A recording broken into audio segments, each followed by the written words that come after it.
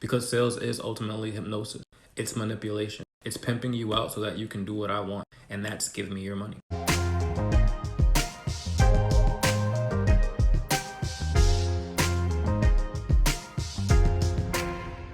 So I recently was engaged in a conversation about life insurance, particularly whether or not term life insurance or permanent life insurance was better. Here are some of the responses I got.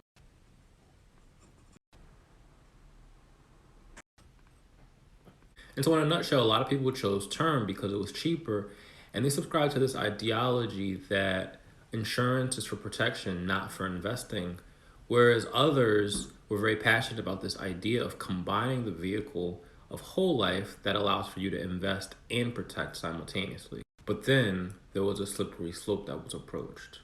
And I see this happen also often in financial education communities where the target audience is minority individuals. Some financial educators will use terms like the fastest way to wealth, generational wealth, or make appeals to your intellect in order to sell their product. Before I move forward with this conversation, I'd like to point out that life insurance is a sophisticated product. It's something that a lot of people don't have a deep knowledge or understanding on, but they are still guilted, coerced, or gaslighted into investing into these vehicles without understanding how to use it or how to position themselves strategically with these products. And so, of course, when I see financial educators talk about whole life and term life from the perspective or lens that having one or the other is stupid or silly or misinformed, it can be discouraging for somebody who does not have the understanding, the deep understanding of these products to move forward in investing in one of those products. And here's a secret. I don't have a deep understanding of these products either. And so I think, as with anything personal finance related, personal finance is personal. And there's a huge component of psychology that we often don't discuss as financial educators when it comes to making these decisions. For example, when I took out my life insurance policy, I was under 30 and I purchased a term policy to protect the newly acquired asset that I had, which was my home. Given that background, it was important to me to use insurance as a means of protection more so than as a means for investing. Additionally, however, I invest regularly outside of my insurance policy through various vehicles so that I can grow my asset base while the protection is in place. But what happens when your term runs out? That's a really good question. So I was under 30 years old when I took out my term policy, which means I'll be under 60 years old. My policy is 30-year term. When my policy lapses, at that point, I will have the option to either convert it into a whole life policy or not have any life insurance at all and hope that by that time my assets have appreciated to the degree that I need to survive for the rest of my life and be able to pass down something from my family generationally. So why don't you just take out a whole life policy now? Another good question. Whole life policies tend to be a lot more expensive than term policies.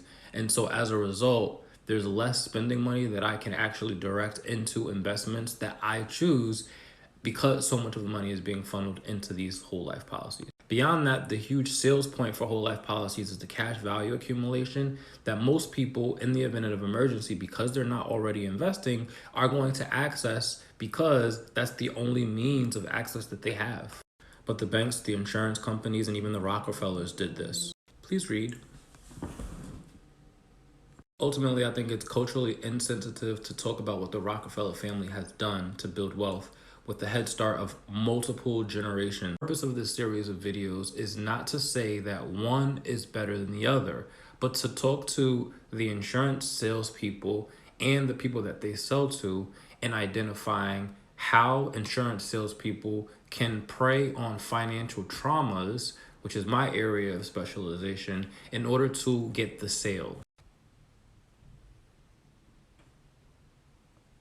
You see, it's very easy to manipulate somebody into a sale if they don't have a foundational understanding of what it is that you're selling to them. All you have to do is show up, sound smart and credible, and pressure them by leveraging the things that motivate them, particularly in this case, and is the case for many financial educators, their desperation, their fear, their anxiety, or their guilt relating to how they manage their money or mismanage their money. Ultimately, like IRAs, brokerage accounts, and other vehicles that people use to build wealth, life insurance is a tool. and it should be used as such. Having a structured and strategic plan that aligns with what your financial goals are and what your financial circumstances are is important in making a decision to either invest or to have life insurance. Because one of the things that breaks my heart the most is when I see families trying to raise money via GoFundMe to pay for the expenses associated with funeral costs and an unexpected death. Beyond that, I've seen families fight over money that was left around because there was no direction provided as to what was to happen with that money. And ultimately, not even talking about death, but when somebody has to lapse in their policy because they can't pay or they had to take money out of it in order to cover an expense, now all that time, energy, and money that they spent in trying to do the right thing is wasted and thrown down the drain. I create content like this because I've been taken advantage of financially. I've had to get it out the mud, and I haven't had a blueprint to follow to say these are the things that you need to do in order to be financially successful. I've had my fair share of financial traumas that I am still navigating on my path to build wealth. And so while my mission does involve education and empowerment, it also involves helping people to identify the traumas that they experience financially, work through them, and make the best decisions for them. And some of that starts with holding other financial educators and coaches accountable for their sales practices and making sure that the people that they target are educated and aware of these tactics. That's not to say that everybody out there is the boogeyman bad guy just trying to get over on you. There are a lot of financial educators who are very passionate about the work that they do. But some of those educators don't realize that they're perpetuating those traumas. Because sales is ultimately hypnosis. It's manipulation. It's pimping you out so that you can do what I want, and that's give me your money. I hope this was helpful.